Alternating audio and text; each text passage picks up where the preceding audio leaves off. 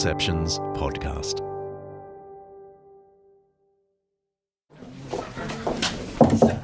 Enter.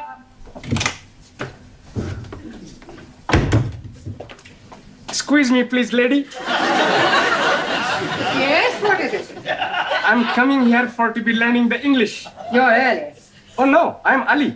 I beg your pardon. My name is Ali Nadim. I'm coming here to be learning the English. Ah, yes. You wish to join our new class, English as a foreign language. Yes, please. And I'm hoping to be unrolled. Hopping to be unrolled. Like it say in your syllabus. You mean hoping to be enrolled? That is what I said. Hoping to be unrolled. Yes, well, I'm afraid you cannot be enrolled until the English teacher arrives. Now, she should be here in a few minutes. In the meanwhile, perhaps you would care to wait in the classroom. Go down the corridor, turn left at the bottom, and wait in room 5. Understand? No.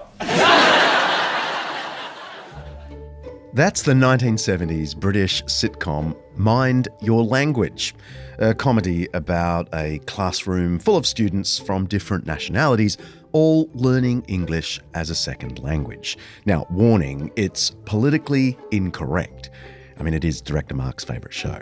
But it makes the point that English can sound very different depending on where you come from. English is spoken as a first language by about 500 million people around the world. If you add those who speak English as a second or third language, we're talking about 2 billion people. But are they all speaking the same thing? What used to be called the King's English?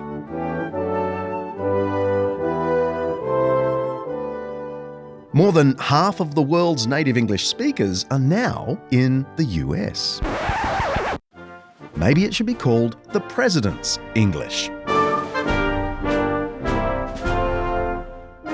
Linguists agree that from country to country, ethnicity to ethnicity, people group to people group, there are wide variations in English pronunciation, spelling, vocabulary, and grammar. Director Mark wants me to add here that you can't even work at Undeceptions unless you're committed to the grammatical finesse known as the Oxford comma, which is true but a little bit ironic given that the previous paragraph was written by Director Mark and it didn't have an Oxford comma.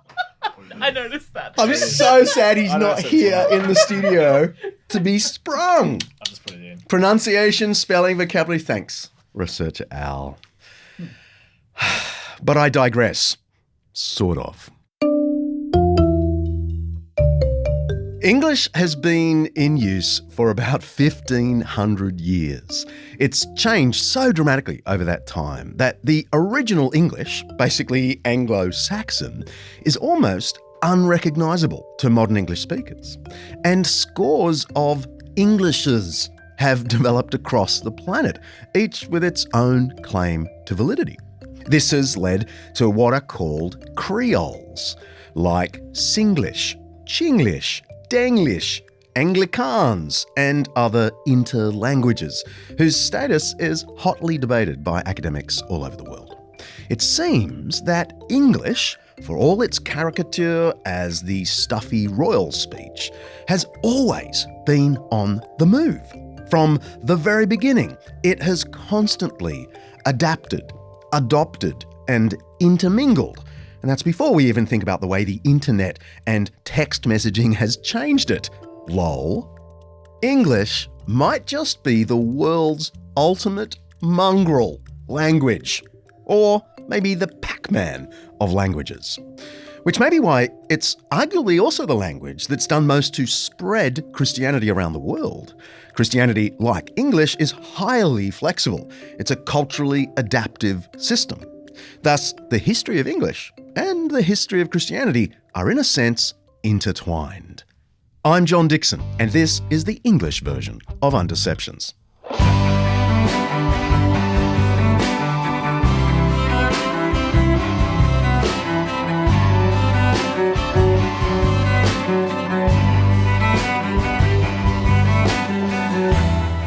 This season of Undeceptions is sponsored by our friends at Zondervan Academic. You can get discounts on their special Master Lectures video courses and free chapters of many of the books we talk about here on the pod by going to zondervanacademic.com/undeceptions. Don't forget to add Undeceptions. Each episode here at Undeceptions, we explore some aspect of life, faith, history, philosophy, science, culture, or ethics that's either much misunderstood or mostly forgotten. With the help of people who know what they're talking about, we're trying to undeceive ourselves and let the truth out.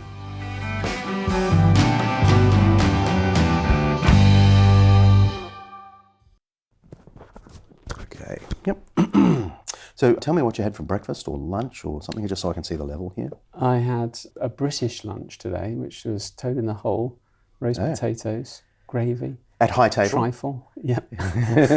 Tuesday's International Day, but today we went British. I'm setting the recording levels and getting an insight into the life of an Oxford Don with one of the world's foremost experts on the English language. Simon Horrobin is Professor of English Language and Literature at the University of Oxford and a tutorial fellow at Magdalen College.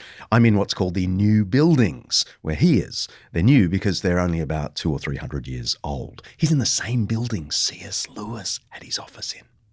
He's the author of The English Language, a very short introduction, and How English Became English, a short history of a global language, both by Oxford University Press.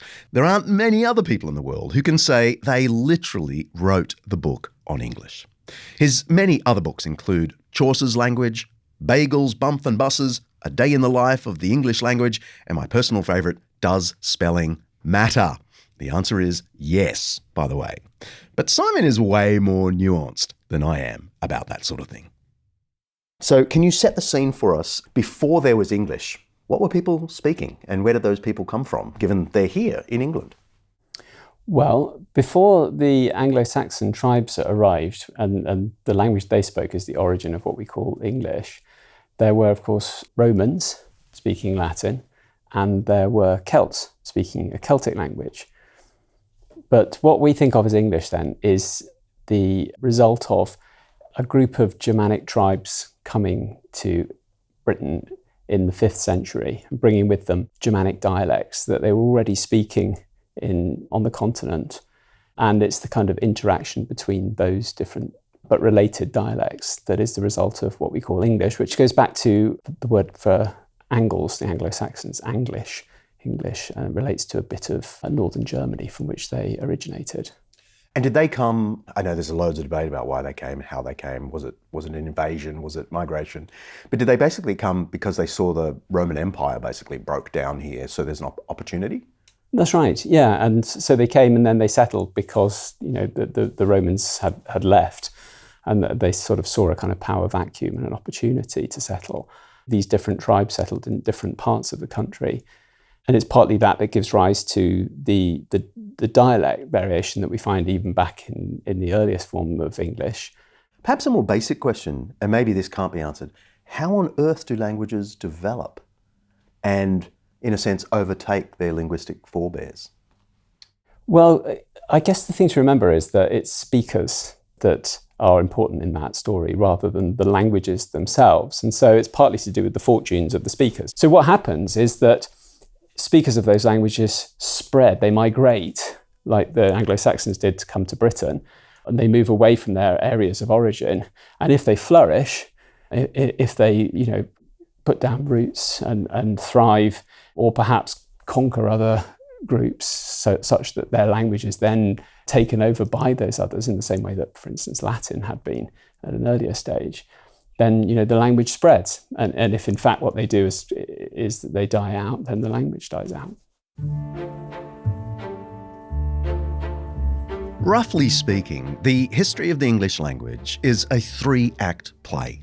And the first act starts in the 600s and extends through to the 1000s. This is the period when friend of the pod, the Venerable Bede, writes his History of the English People, though he writes it in Latin. It's when the earliest work of English was written, Beowulf, an epic poem written in the style of a Germanic heroic legend, running over 3,000 lines. This is the era of Old English. So Old English is the period from about 650 to around 1100. And that's the earliest recorded form of English as we think of it. So the earliest written records of English begin around that time. Is there such a thing as the first recorded English sentence or document? Probably the earliest recorded English word is Raichan, which is scratched in runes on a bone. So it's a runic inscription, which it's worth remembering that the earliest recorded forms of Germanic were in the runic alphabet, not in the Roman alphabet. And it's a very ancient form of the word, which in Old English is Ra, and in modern English is roe, as in a roe deer. And the bone that it's on is a bit of a skeleton of a roe deer. So somebody has found this and thought, that's a bit of roe deer, I'll write on it the word Raihan. Unfortunately, those early inscriptions, they look fantastic, but they're not particularly imaginative. They tend to be just a description of what the thing is, or who it belongs to, or who carved the runes. But that's really interesting because it is such an archaic form of the word that seems to point right back to Proto-Germanic. Okay, I think it's time to hear a passage in Old English. And I'd like you to read the passage that I spotted on page 2 of your Oxford Very Short Introduction to the English Language. I just want to hear how it sounds. I'm sure my listeners would love to hear Sure, how it sounds. Okay. He quath Southlicher summon have the twegen sunna. Va quath say yingra to his father, Father, sailor me mina dal minra achter ve me to Yeburith. Va dalda he him his achter. Va after feoem dagum, eldest thing je gathered say yingra sunu, on ferda raklicha on feolen richa, on forspilda da his achter, libende on his jalzen. I'm going to let listeners just hang with that and wonder what on earth it is. I think there are a couple of words people will go, I think I know what that might be. And we'll come back to it in a version that they might understand, and I'll get you to say more about it. Hint, it's not Beowulf. But you've got to know about Beowulf. As I said earlier, this is the classic work of Old English. It's a rollicking tale of a warrior hero named Beowulf, who helps the king of the Danes, Hrothgar, defeat a terrorising monster called Grendel, which is not so terrifying a name. Anyway, Beowulf kills him by ripping his arm off. Grendel's monster mum is horrified and pledges revenge, but Beowulf kills her too. He finds an ancient giant's sword in her underwater cave and decapitates her. We should maybe have had a warning at the top of the show. Beowulf is then elevated to become king of his own kingdom and lives happily ever after. Not really. He reigns successfully for decades, but then he has to do battle with a dragon, of course. He kills the dragon with a dagger, but not before the dragon bites him and poisons him to death. The final part of the poem describes Beowulf's great funeral and his elaborate burial mound. Here's a snippet in modern English, read by who else than Yannick Laurie. Then from the moorland by misty crags, with God's wrath laden Grendel came. The monster was minded of mankind, now sundry to seize in the stately house. Under welkin he walked, till the wine palace there, gold hall of men he gladly discerned, flashing with fretwork. Not first time this, that he the home of Hrothgar sought. Yet ne'er in his life day, late or early, such hardy heroes, such hall thanes found. To the house the warrior walked apace, parted from peace, the portal appended, though with forged bolts fast, when his fists had struck it, and baleful he burst in his blatant rage the house's mouth. All hastily then, o'er fair paved floor the fiend trod on, ireful he strode. There streamed from his eyes fearful flashes like flame to see. He spied in the hall the hero band, kin and clansmen clustered asleep, hardy liegemen. Then laughed his heart, for the monster was minded ere morn should dawn, savage, to sever the soul of each, life from body, since lusty banquet waited his will.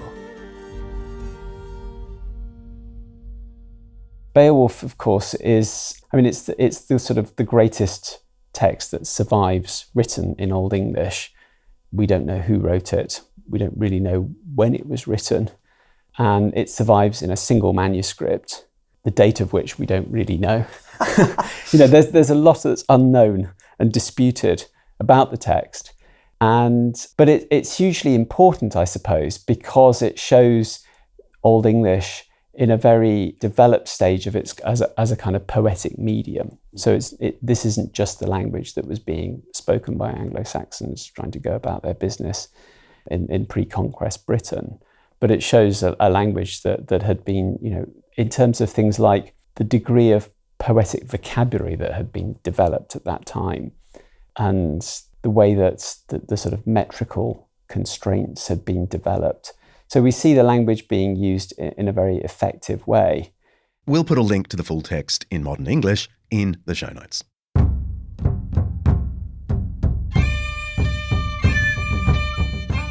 Act 2 is known as Middle English. If Act 1 was heavily influenced by the Germanic tradition, Act 2 owes something to the French. I mean, sometimes you say that, Old English stops at 1066, but of course no language sort of changes suddenly overnight. Mm-hmm. So we say around about the year 1000. Why does the Norman Conquest have such an important impact on English? Well, it's partly to do with the fact that William of Normandy came over with much of his sort of entourage, who were then settled in this country, took over many of the positions of political power. And so French speakers replaced English speakers. And so it became the language of government, it became the language of administration, it became the language of the elite. English continued to be used, but mostly by the sort of peasant classes who were illiterate, and therefore it was largely a spoken language. And those who were using English were often then deliberately drawing words from French into English. So a lot of the Old English vocabulary simply gets replaced by the French equivalent at that point. So that's why Old English is often very hard to understand. Can you give us a couple of words that might illustrate, the French influence over the English? So things like, we tend to think that words for members of your family, kinship terms in languages tend to be very stable. And that's true in English, so that we have things like father, brother, mother. Those are all from Old English. You can trace them right the way back.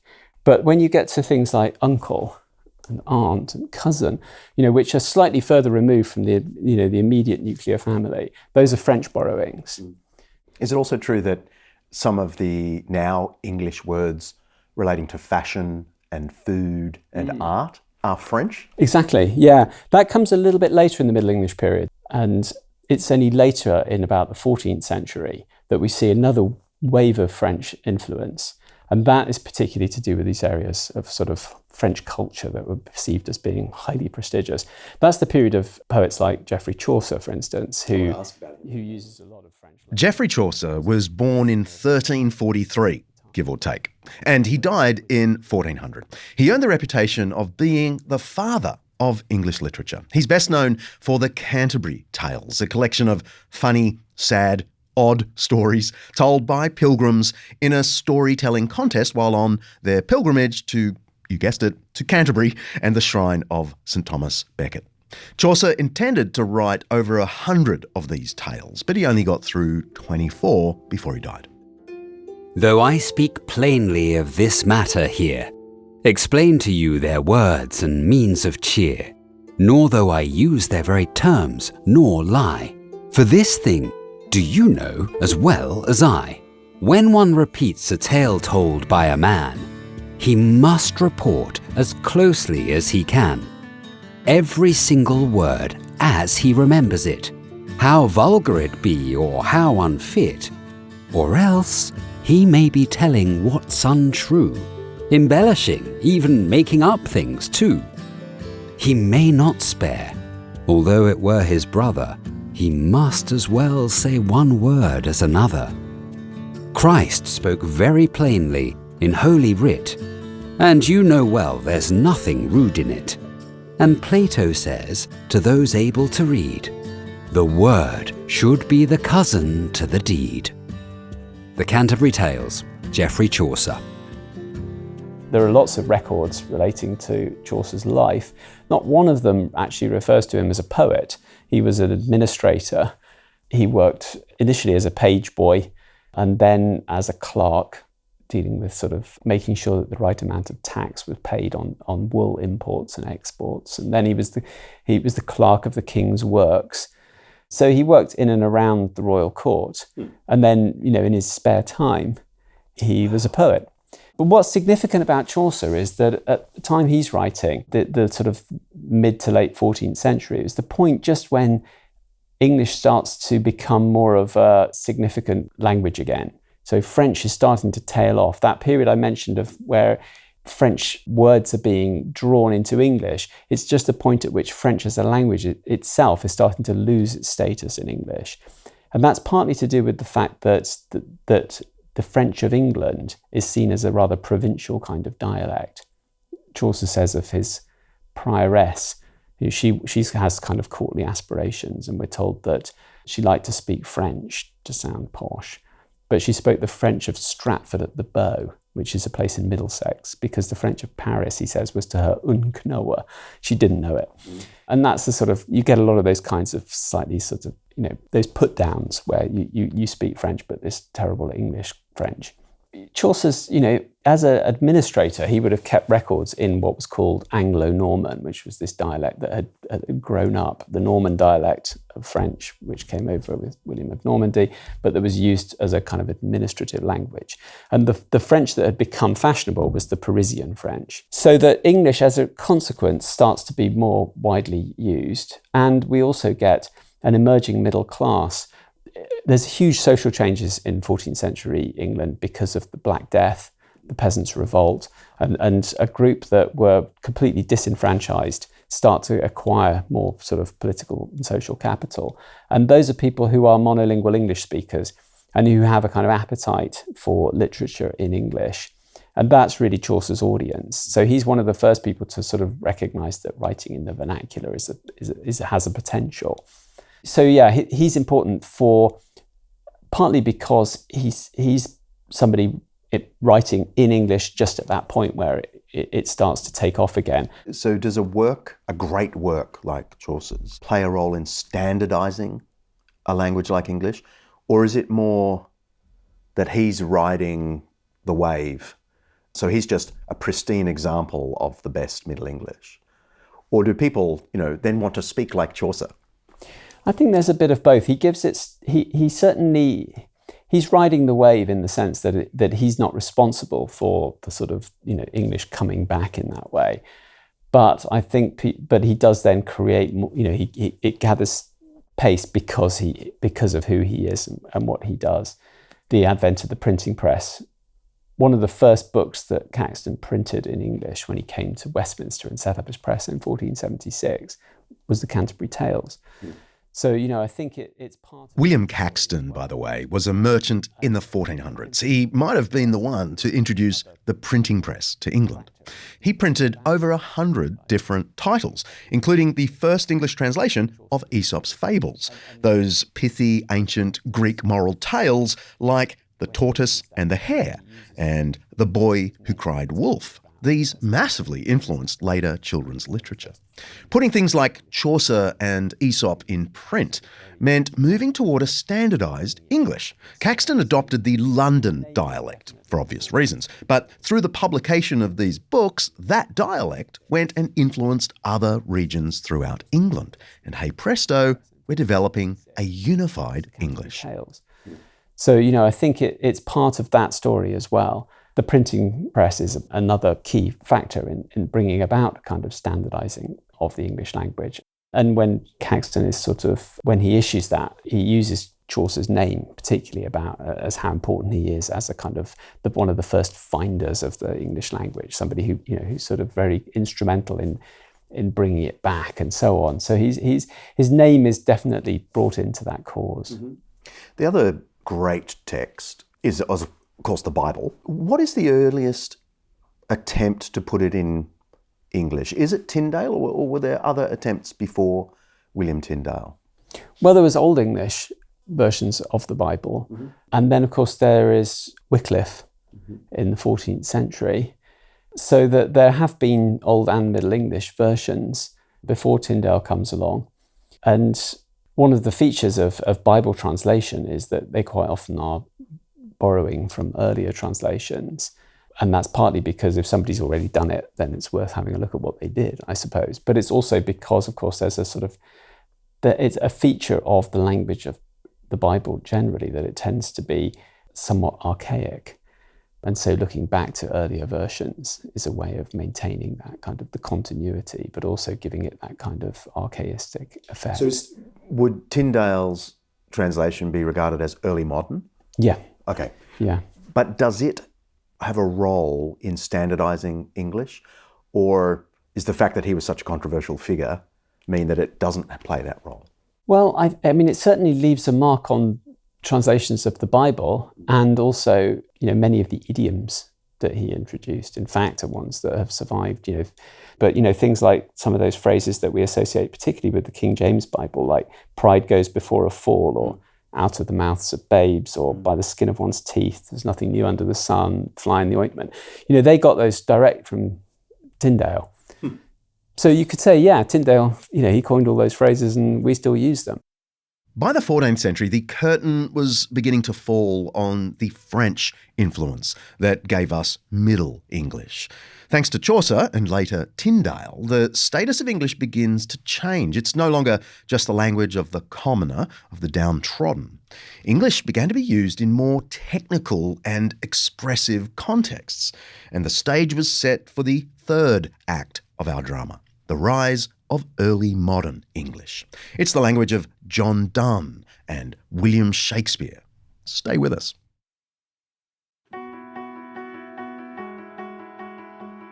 This episode of Undeceptions is brought to you by Zondervan Academic's new book, The Truth in True Crime: What Investigating Death Teaches Us About the Meaning of Life, by acclaimed cold case homicide detective J. Warner Wallace. After years of investigating the causes behind deaths and murders, chasing leads and solving crime, Wallace decided to focus some of those same instincts on the most notable death in human history, the death of Jesus. And while a few of Wallace's cases remain open, unsolved mysteries, the death of Jesus obviously wasn't one of them. His investigation transformed him from atheist to believer. Many of us are hooked on the latest true crime podcast. I'm looking at you, my darling buff. But Wallace reckons there's more than mere entertainment to be found in some of the big murder mysteries of his career. The Truth in True Crime offers some of the lessons Wallace has learned about human nature from both his murder investigations and ancient biblical wisdom. It's a cool idea for a book.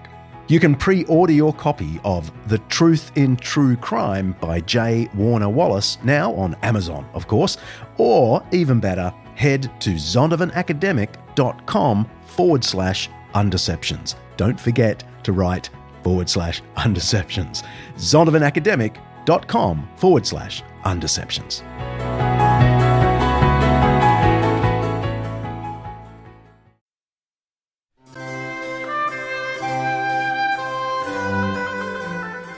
I looked it up. Shakespeare had a working vocabulary of 54,000 words. 54,000 words in his working vocabulary. We, today, in the United States, have a working vocabulary of 3,000 words. That's why when we read Shakespeare, we're like, what light through yonder window? Does this come on a DVD? If I'd have been born in the 1700s, presumably children had a bigger vocabulary than I had, which means I wouldn't even be able to recite fairy tales to kids because I'm not smart enough. You know, I'd have to be like, in time past, though not long ago, there lived pigs in stature little, in number 3, who, being of an age both entitled and inspired to seek their fortune, did set about to do thusly. That's comedian John Branyan with his Shakespearean take on the 3 little pigs, in case the early modern English confused you. He called it a triune tale of diminutive swine, which I think is awesome. It's great fun, and it comes complete with illustrations by Brett Hawkins. We'll put a link in the show notes.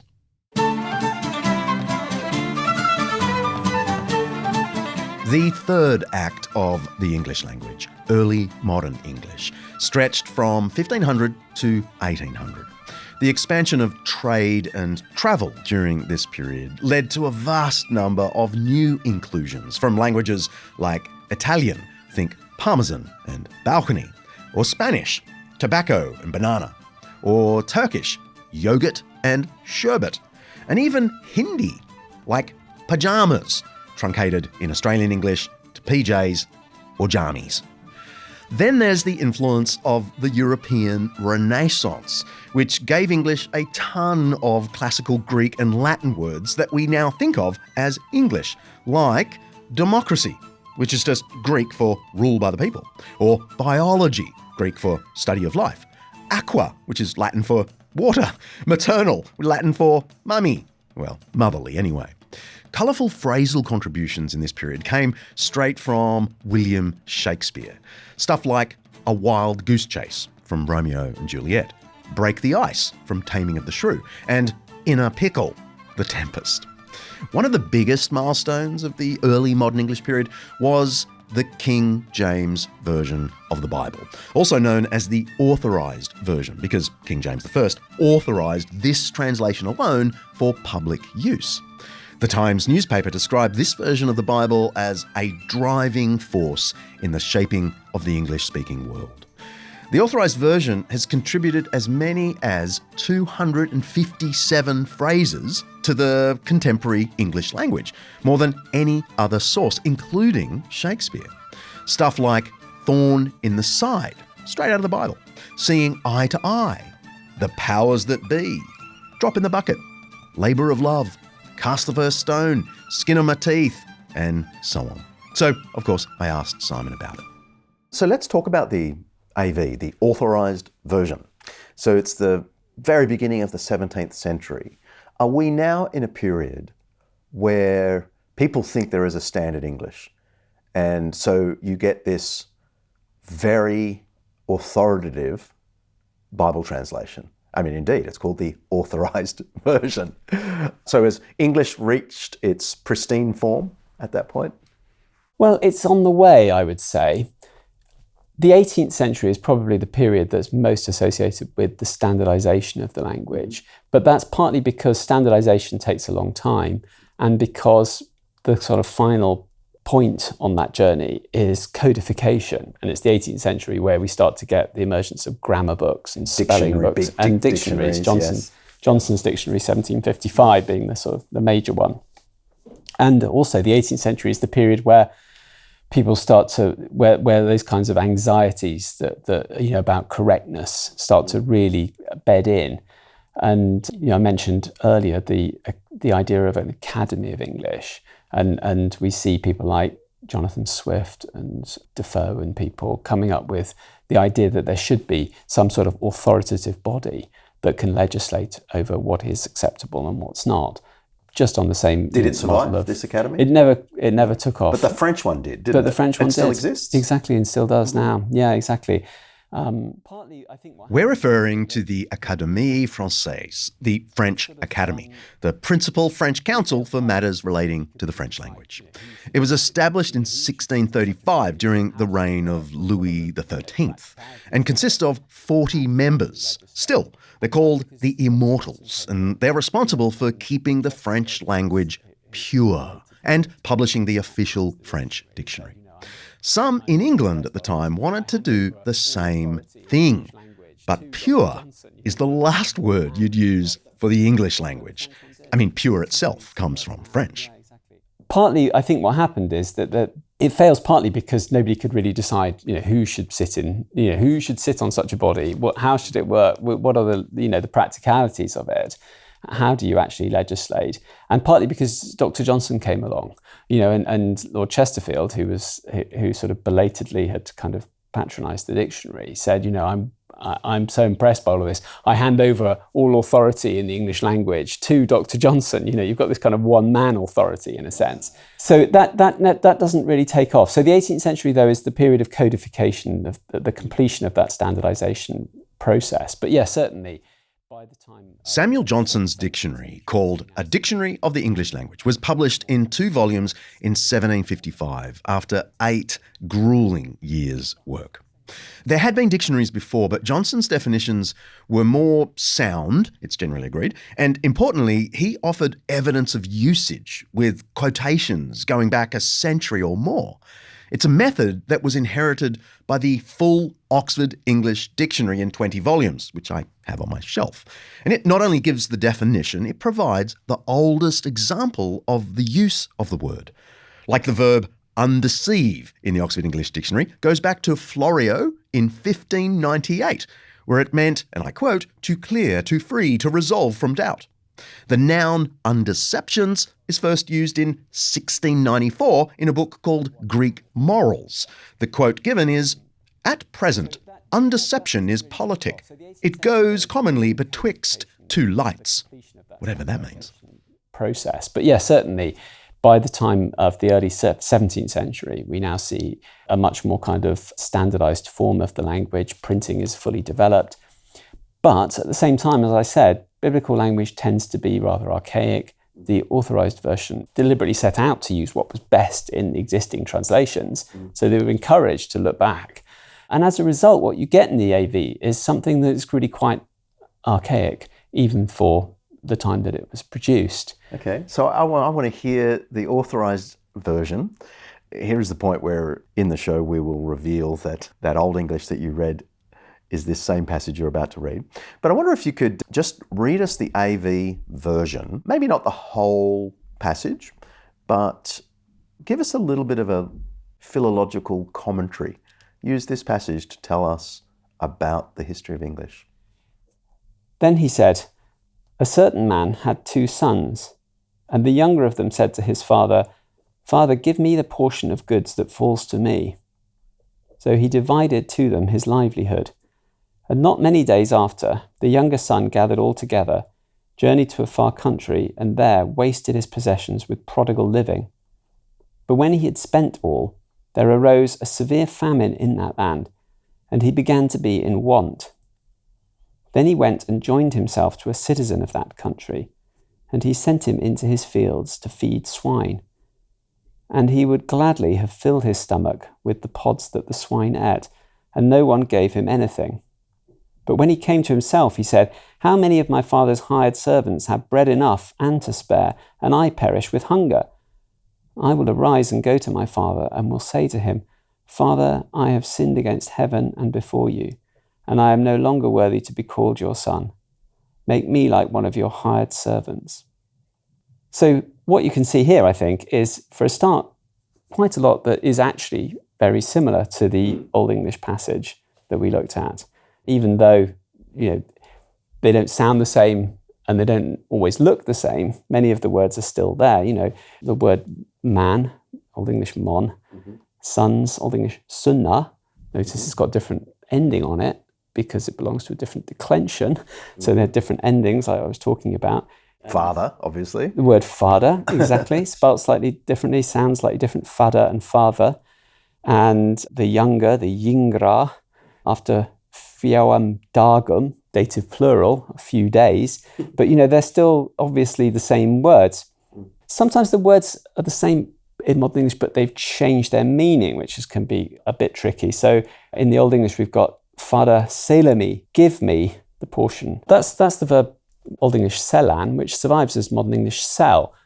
And in Old English, it just meant to give. So there's quite a significant difference. Actually, that change probably came about through contact with Old Norse, because they had a similar verb in Old Norse, but they used it to mean to exchange goods, with money, rather than to hand somebody something. So you could imagine some kind of unpleasant encounters where somebody says, sell me that horse, and you think that they're going to give it to you and they think that you're going to buy it from them. So some changes in meaning, even though the words have survived. But you can also see here a number of replacements of words, so that there are things like the word prodigal, which of course we particularly associate with this passage, which is a Latin borrowing. And we've got the word certain, which is again another Latin word, a portion. We've got a country from the French word. I was about to ask, any French? Okay. Yeah. So it's all there. Yeah, exactly. You can see all of the sort of, in miniature, some of that variety in English. Let's press pause. I've got a 5-minute Jesus for you. The parable of the prodigal son is one of the best known of Jesus' stories. It was told to two different audiences, as the introduction to the parable in Luke 15 tells us. It says, "Now the tax collectors and sinners were all gathering around to hear Jesus, but the Pharisees and teachers of the law muttered, 'This man welcomes sinners and eats with them.' And then he told them the parable." So you've got sinners gathering around, you've got Pharisees muttering that Jesus is friends with them. So Jesus explains himself with this parable. Now, just as there are 3 characters in the parable, you've got a young son, an old son, and a father, Jesus has pretty much 3 points. The first is he wants to clarify what a sinner really is. The young son in the parable obviously represents the sinners. And as such, it gives us a glimpse into how Jesus defined sin. We often think of sin as vices, but actually Jesus' definition is a little less convenient, a little more unsettling. The way Jesus describes it is this: "The younger son said to his father, 'Father, give me my share of the estate.' So he divided his property between them. Not long after that, the younger son got together all he had, set off for a distant country, and there squandered his wealth in prodigal living." That's what gives us the prodigal son. So here's the thing. This young boy demands his share of the inheritance, leaves, and spends it all on himself. He wanted all of the father's goods and didn't want the father. So if that's how Jesus wants to depict a sinner, that means sinners are those who stake a claim on all of God's things and then spends them on themselves at a distance from God. We want all of creation and nothing to do with the Creator. And this is why so-called good people can still be sinners in Jesus' eyes. So when the son returns in Jesus' storytelling, we expect a story of judgment, of anger. But Jesus not only has an unsettling definition of sin, he's got this really striking definition of God. There are so many beautiful elements here. It says, "So he, the young son, got up, went to his father. But while he was still a long way off, his father saw him, was filled with compassion for him. He ran to his son, threw his arms around him, and kissed him." Think of this. This is Jesus' depiction of God as a father who runs, embraces, kisses before the kid has blurted out his apology. And then instead of placing restrictions on the boy as kind of, punishment, we might say penance, this father lavishes gifts on the boy. Jesus goes on, "But the father said to his servants, 'Quick, bring the best robe, put it on him, put a ring on his finger and sandals on his feet. Bring the fattened calf and kill it. Let's have a feast and celebrate.'" This is Jesus' description of God. At the first sign of someone returning to God, there will be forgiveness, embrace. And God's not in the business of depriving us of life, but he is an embracing, forgiving, celebrating parent. But Jesus isn't finished. There's a third character in the parable that often gets left aside when this is retold. It's the older brother, who obviously represents the Pharisees in the audience.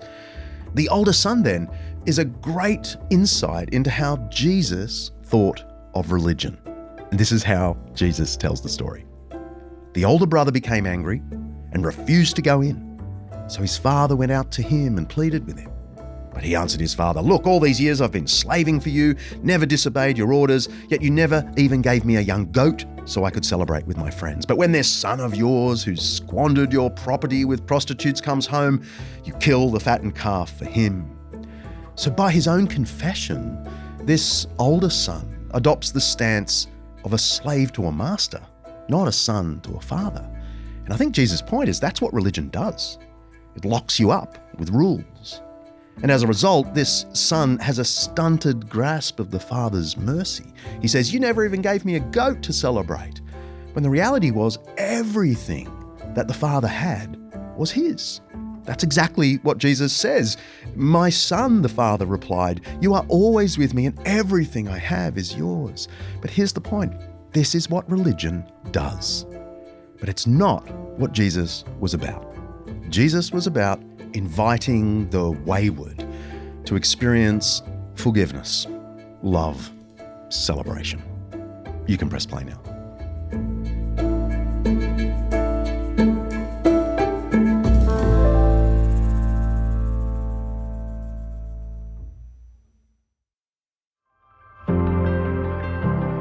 In the Democratic Republic of Congo, corruption and conflict have plagued communities like Kindu for decades, and access to quality education as a result is scarce. Schools around Kindu, one of the poorest parts of the DRC, are often dilapidated. They lack basic essentials like books or even teachers. Anglican Aid is looking to change that. By making a tax-deductible donation to Anglican Aid, you can play a crucial role in providing the tools and resources necessary to transform children's lives. Your donation will help workers on the ground in the DRC to rebuild classrooms, supply materials for students, and offer comprehensive training for educators. Already, there's been incredible progress. 5 schools have been renovated, with over 600 students enrolled and thriving. But there's still plenty to do. Please visit anglicanaid.org.au/undeceptions to lend your support to an organisation Buff and I have long trusted. Help empower children to do what we frankly take for granted: chase their dreams and build a brighter future for themselves and their communities. Go to anglicanaid.org.au/undeceptions. Thank you.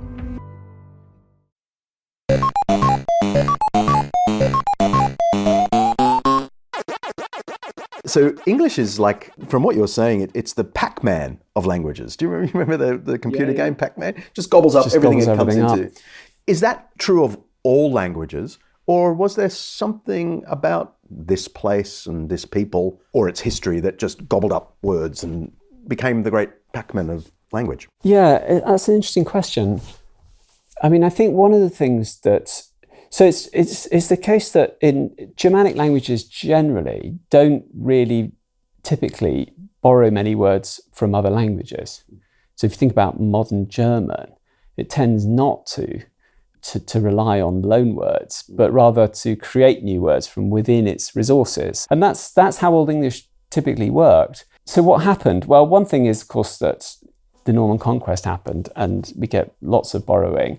But I think also another thing that changed dramatically was the structure of English, which is also to do with the Norman Conquest and the change from Old to Middle English. But as a result of that, it's much easier to borrow words, because structurally the language can just accommodate them, because they don't have to then be accommodated into a whole series of different case endings. And that, I think, is a big part of it, is that English just becomes more readily susceptible to borrowing. In many cases, we've become so familiar with borrowed words that we don't notice them anymore. Entrepreneur from the French, yacht from the Dutch, pharaoh from the Greek. But the real headache begins when you try and spell these words from the mongrel English language. Here's comedian Gallagher. Well, let's take the word bomb, B-O-M-B, right? Bomb? Bomb, B-O-M-B? All right, T-O-M-B, Tom? No, tomb. All right, T-O-M-B, tomb. C-O-M-B, comb? Comb. All right, C-O-M-B, comb. P-O-M-B, poem? No. P-O-E-M, home. All right, P-O-E-M, home. H-O-E-M, home. No, H-O-M-E. All right, H-O-M-E, home. S-O-M-E, some. No, some. All right, S-O-M-E, some. N-O-M-E, numb. No, N-U-M-B.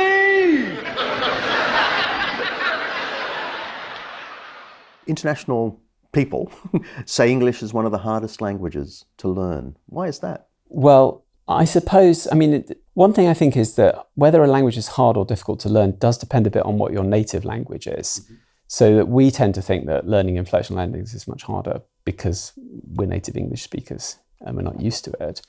But that may not be true for others. I think another way in which English is very difficult is it is so unphonetic that learning to read and write it is a bit of a nightmare compared to, say, Spanish or Finnish, which are highly phonetic, or Arabic. So there are different aspects of learning a language. And of course, you still do have to have that some way of conveying that grammatical information, so that we may have ditched inflectional endings, but that means that word order has become much more important in modern English. So you have to get the words in the right order or it doesn't make sense. Right. Whereas, of course, Germanic languages with their inflectional endings, you've got more freedom to move things around. So that there are different kinds of rules that you have to acquire. This brings us to the inherent challenge of the English language. It's flexibility and change. The Oxford English Dictionary has about 600,000 word entries. That's astonishing. But a Google Harvard study from 2010 estimated that actually there are over 1 million English words. And that number is going to climb, they reckon, by hundreds, if not thousands, every year. The Oxford English Dictionary has to play catch-up, so they've recently added cosplay. That's to dress up in a costume as a character. I'm not going to read the rest of the lines because it has to do with anime and manga and all these things director Mark is into. And then there's front lash, a reaction to a backlash, and spidey sense. I like that. It's a supernatural ability or power to perceive things beyond. We often think that producer Kaylee has spidey sense. But with additions comes losses. I asked Simon about one of the most annoying losses in the English language. Well, let me just ask you the simple question about the loss of the distinction in English between a singular and a plural you, because there are hardly any other languages in the world that have lost a distinction between singular and plural you. We see you, and we have no idea if it's singular or plural. Yeah, exactly. So that goes back to, so in Old English, you've got thou and you've got ye. Then in early modern English is thou and ye. Mm-hmm. And those two in Old English are just used as singular and plural. But in Middle English, they start to be used so you can use the plural form to refer to a singular person as a mark of respect and deference. Mm-hmm. In the same way that you would say in German, with sie, or in French with vous. I mean, it's to do with contact with French, actually, in the way that French culture was perceived as being prestigious, and this is a mode of address that is seen as being decorous and therefore was adopted in English. And as a consequence, the thou pronoun, the singular one, is seen as being familiar and informal. And also if you want to be deliberately disrespectful to somebody. And that's the system that Shakespeare inherits in the early modern period. And you can see that that's become very much codified, because there's an example, for instance, in Twelfth Night, where Toby Belch is advising Sir Andrew Aguecheek how to write an insulting letter. And he says, if thou thou'st him thrice, it will be well. You know, it's actually a verb to thou somebody. Andrew, will either of you bear me a challenge to him? Toby. Go. Write it in a martial hand. Be cursed and brief. It is no matter how witty, so it be eloquent and full of invention. Taunt him with the license of ink. If thou thou'st him some thrice, it shall not be amiss. And as many lies as will lie in thy sheet of paper, although the sheet were big enough for the bed of ware in England, set 'em down. Go about it. Let there be gall enough in thy ink, though thou write with a goose pen, no matter. About it! Shakespeare's Twelfth Night, Act 3, Scene 2. Good example that they really used it. But then the sort of the corollary of that is that to use thou with somebody can be over-familiar or insulting. And so as a consequence, people began to default to the plural form, the polite form. And so that becomes more common. And the thou form is only saved for particularly significant moments. I mean, in Troilus and Cressida, Chaucer's great love poem, where you have the love between those two, they always call each other by the plural pronoun, apart from one moment. To that, Cressid answered right at once, and with a sigh she said, "Oh, heart dear, the game truly has so far now gone, that Phoebus shall first fall from his sphere, and every eagle with a dove pair, and every rock out of its place start, before Troilus out of Cressid's heart. You are so deep within my heart engraved, that if I wished to turn you from my thought, as sure as I hope God will my soul save, were I to die in torture, I could not. And for the love of God that has us wrought, let in your brain no other fantasy creep, so that it brings death to me. And that you should have me as fast in mind as I have you, that I would you beseech, and if I knew in truth that's what I'd find, God could not himself me new joy teach. But my heart, without more speech, be true to me, or else it were a woe, for I am thine, by God and my truth so." Troilus and Cresside, Geoffrey Chaucer. You know, and that's a really significant moment because he's switching to the really familiar and intimate pronoun. And then, of course, you've also got the Quaker movement, who believed that there should be no kind of hierarchies amongst the Christian brotherhood. And they deliberately used the thou pronoun as a kind of marker. And because of that association, thou also becomes slightly marked. And so as a consequence, you becomes much more the default pronoun, and as a result, thou just falls out of use entirely. Apart from in religious usage, you still get it in the authorized version. It's part of that same process of archaization. But it's incredibly helpful because they actually translate the Greek singular with an English singular. Yeah, exactly. And that distinction's completely gone. Yeah.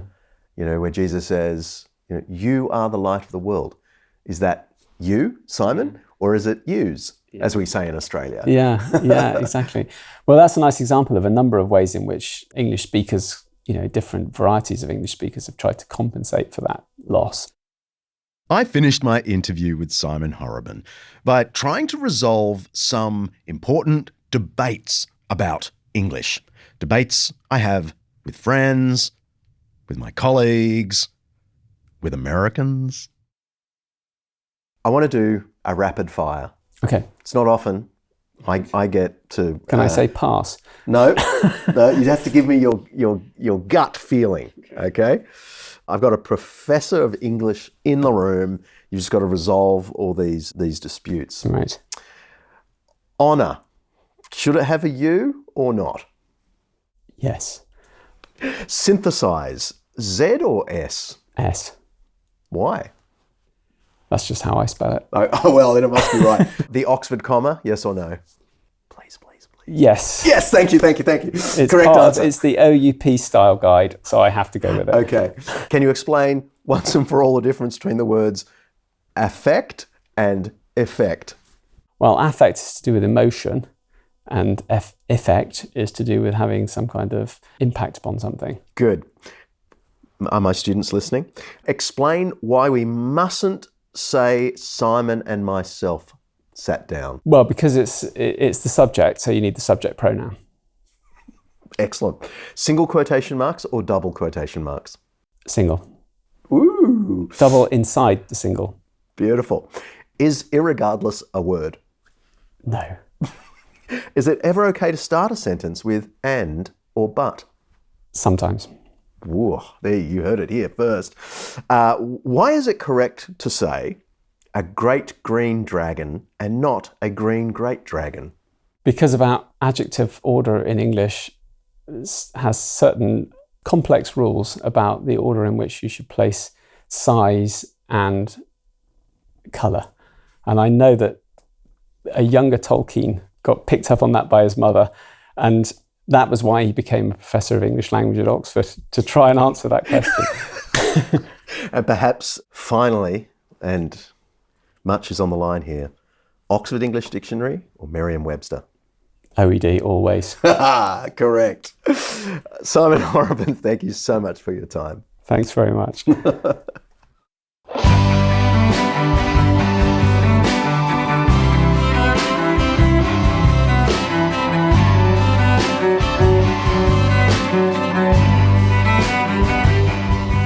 If you like what we're doing, please head to Apple Podcasts and give us a review in your best English. Oxford comma, please. And you can do something similar in Spotify, where you can also send us a message. That's cool. And please go to undeceptions.com and pick up one of our t-shirts from the store. You can click donate as well if you want to help us cover the costs. I really appreciate it. While you're there, send us a question in print or preferably a recording, and I'll try answer it in this season's Q&A episode. See ya.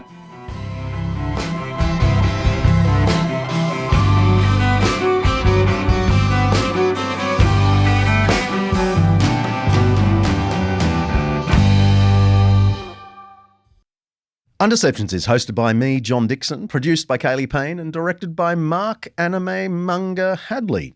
Alistair Belling is a writer and researcher. Siobhan McGuinness is our online librarian. Lindy Leviston remains my wonderful assistant. Santino DeMarco is our chief finance and operations consultant, editing by Richard Humwe. Our voice actor today was Yannick Laurie. Special thanks to our series sponsor Zondervan for making this Undeception possible. Undeceptions is the flagship podcast of undeceptions.com, letting the truth out. An Undeceptions podcast. And that's before we even think about the way the internet and text messaging has changed it. Lol.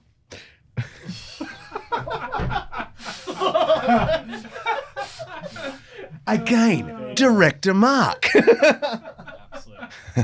Lots of love. That's what it means, right? All right. Okay, back to the point.